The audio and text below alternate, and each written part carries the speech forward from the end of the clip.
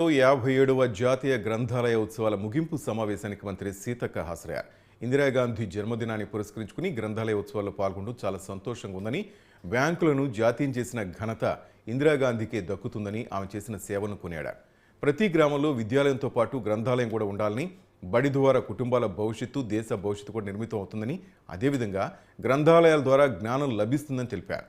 గ్రంథాలయాల అవసరాన్ని దృష్టిలో పెట్టుకుని మౌలిక సదుపాయాలు మరింతగా అభివృద్ధి చేయడం కోసం ప్రత్యేక ప్రణాళికలు సిద్ధం చేయాలని అధికారులకు ఆదేశాలు ఇచ్చారు.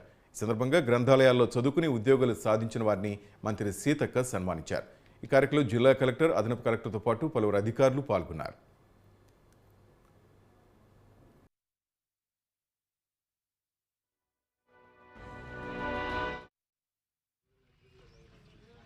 ఇంటర్ కానీ 10th కానీ మరి ఫస్ట్ చేస్తూ వాళ్ళ గైడ్ చేసుకుంటూ ముందుకెళ్ళాలని, మనం ఎంతసేపు వెనుకబడ్డోళ్ళం అని కాకుండా ఖచ్చితంగా స్టేట్లో ముందంచెలోకి రావాలి.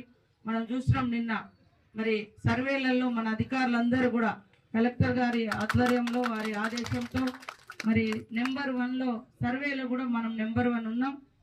మరి అదే ఇంకా కూడా ఆయనతో కంప్లీట్ చేసుకొని స్టేట్లో ఫస్ట్ సర్వే కంప్లీట్ చేసినటువంటి వాళ్ళుగా మనమే రికార్డులో ఉండాలి. ఏ రికార్డ్స్ వచ్చినా కూడా ములుక్కు వచ్చే విధంగా ప్రతి ఒక్కరూ కూడా కృషి చేయాలని కోరుతా ఉన్నాం.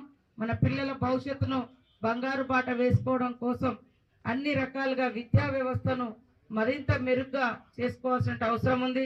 మన డిఎస్సిలో కూడా దాదాపుగా 190 మంది 200 మంది వరకు కూడా మన ములుగు జిల్లా నుంచి టీచర్స్గా సెలెక్ట్ అవ్వడం జరిగింది. వారందరికీ కూడా హృదయపూర్వక శుభాకాంక్షలు తెలియజేస్తూ ఇప్పుడు మన దగ్గరకి ఈ 4 రావడం జరిగింది. వారికి కూడా ప్రత్యేక అభినందనలు, ధన్యవాదాలు.